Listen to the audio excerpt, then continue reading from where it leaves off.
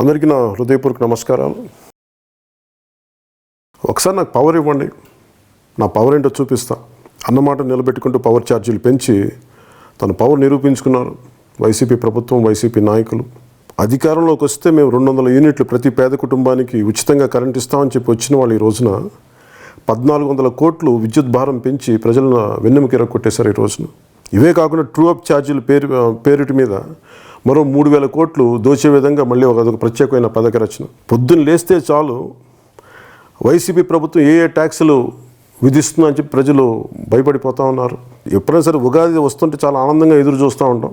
అలాంటి ఈ ఉగాదికి వైసీపీ ఇచ్చిన గొప్ప కానుక ఏంటంటే 1400 కోట్ల రూపాయలు ప్లస్ ఇంకో 3000 కోట్ల అదనంగా ట్రూ అప్ ఛార్జీల పేరిటి మీద ప్రజల మీద ట్యాక్స్ ఇవ్వటం అనేది ఉగాది కానుక ఇస్తూ ఉన్నారు.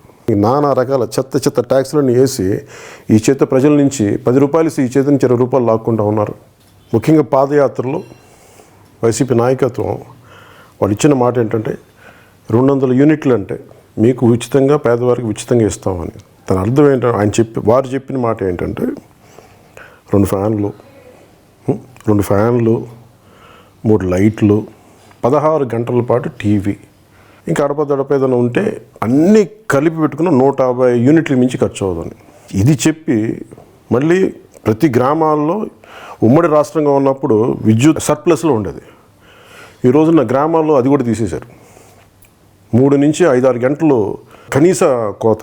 గతంలో వైసీపీ నాయకత్వం నీటి పన్ను మీద బాదుడు, అలాగే విద్యుత్ ఛార్జీల మీద బాదుడు, అలాగే బస్సు టికెట్లు పెరిగిపోయినాయని చెప్పి ప్రయాణికులు బాదుడని ఆ రోజున ప్రభుత్వాన్ని మీరు బాదుడు అని చెప్పి ట్యాక్సుల మీద మీరు మాట్లాడినప్పుడు ఈ రోజున మీరు పెంచిన విద్యుత్ ఛార్జీలకి మేము ఏం మాట్లాడాలి?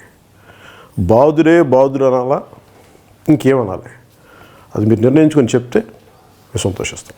మా నాయకులందరికీ కూడా బాదుడు ఒకప్పుడు వాళ్ళు ఎలా చేశారో మాకు తెలియదు, కానీ మీరు మటుకు ఈ బాదుడు అన్నట్టుగా 1400 కోట్లు పెంచిన దానికి ట్రూ అప్ ఛార్జెస్ కింద 3000 కోట్లు అదనంగా రాబట్టడానికి మీరు ప్రయత్నాలు చేస్తున్నందుకు నిరసనగా మేము రేపు పొద్దున కలెక్టరేట్కి వెళ్ళి విద్యుత్ ఛార్జీలు పెంచిన నిరసనగా మేము వినతి పత్రాలు ఇవ్వబోతా ఉన్నాం.